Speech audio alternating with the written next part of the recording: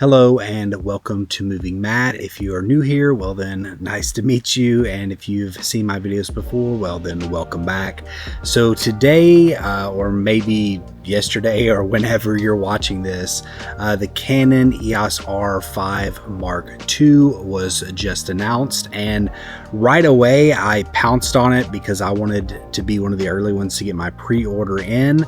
That being said, I am thinking about canceling that pre-order now that I have some more information, and I just wanted to kind of tell my story and let you know why I am making that decision, why maybe you don't want to make that decision, or maybe you do. So the first and main reason that I'm thinking about canceling my order for the R5 Mark II is, well, this thing right here. This is the Nikon Z8, and you are probably wondering, if you're a Nikon shooter, then why are you going after a Canon in the first place?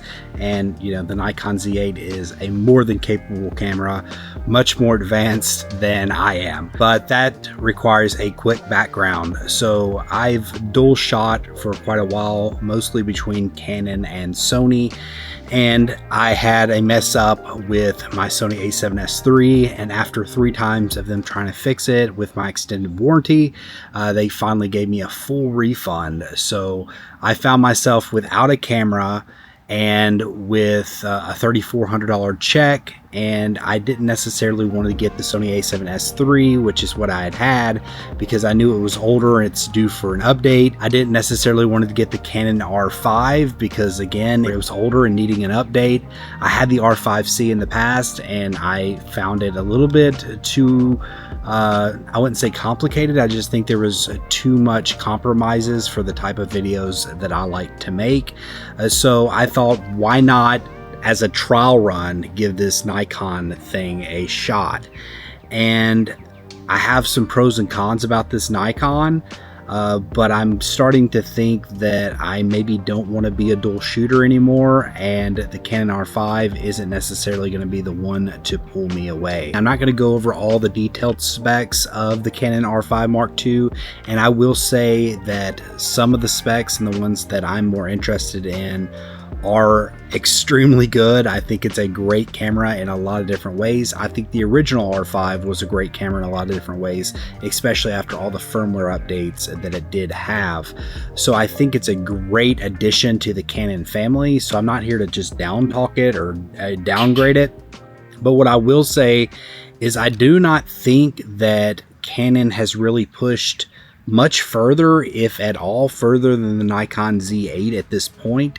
The Nikon Z8 came out a year ago, and it was basically a little brother to the Nikon Z9 that came out the year before. So within a 2-year period, I expected Canon kind of to come out the bat swinging and bringing something more to the table. And what I saw, well, it wasn't that. I do think there's a few things that it will have over the Nikon, especially in the photography department, but it's not enough for me because I'm mostly primarily focused on video at this point.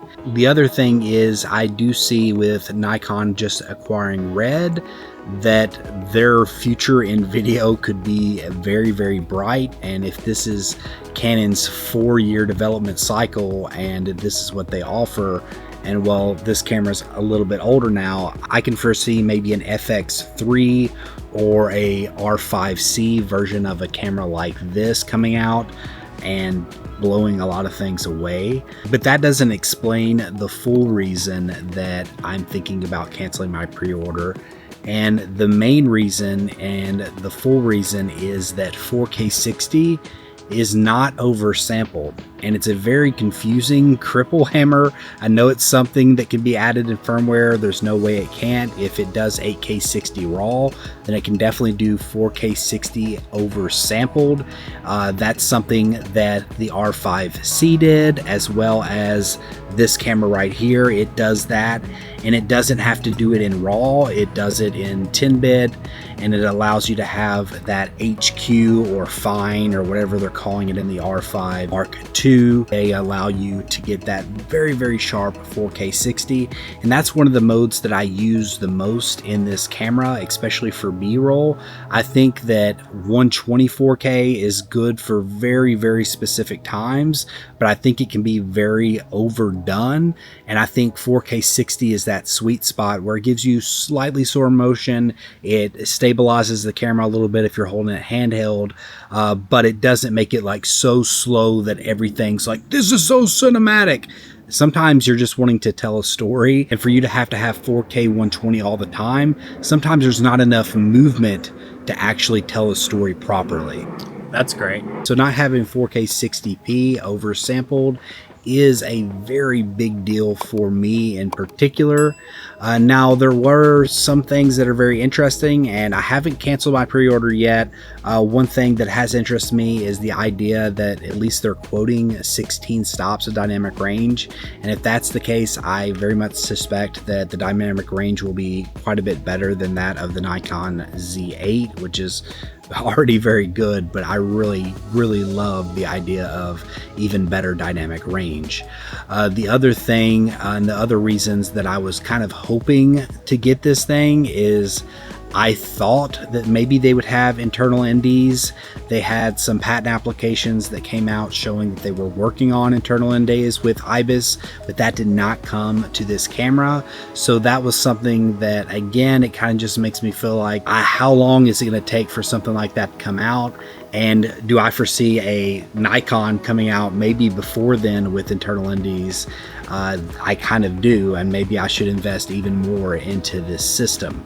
Now, I still have some of my Canon glass, and I still am not sure what I'm going to do, but I am liking this camera quite a bit. There's just a few things that really I'm not loving. I do not love that there's no flip screen. I need that if I'm going to film myself, and that is the reason why I'm basically using the DJI Pocket 3 at this point for most of my A-roll talking videos, unless I'm doing it in a studio, and I'm using this for like my B-roll shots, which is a interesting workflow, but not necessarily the best workflow, especially when, like I was in Vietnam last time, I had the Sony a7S III.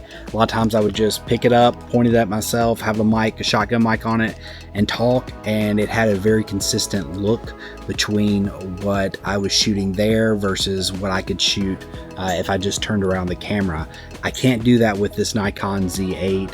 I have to basically use two cameras, and I'm not sure if I want that workflow. I would almost prefer to have the workflow of maybe this being a studio camera and having the Canon camera be my in the field camera for most of my things. So I'm very torn right now on what to do. Drop in the comment section below and let me know, what would you do if you were in my position, if you had a little bit of money set aside, planning on getting the Canon R5 Mark II, but then learned about the specs and realized maybe it's not the camera that you hoped it would be. If you pre-ordered the Canon R5 Mark II, let me know your reasons for doing so. If you've liked this video and you enjoy camera stuff, camera reviews, camera news, and just general thoughts on cameras, consider giving this video a like and subscribing. Until next time, peace.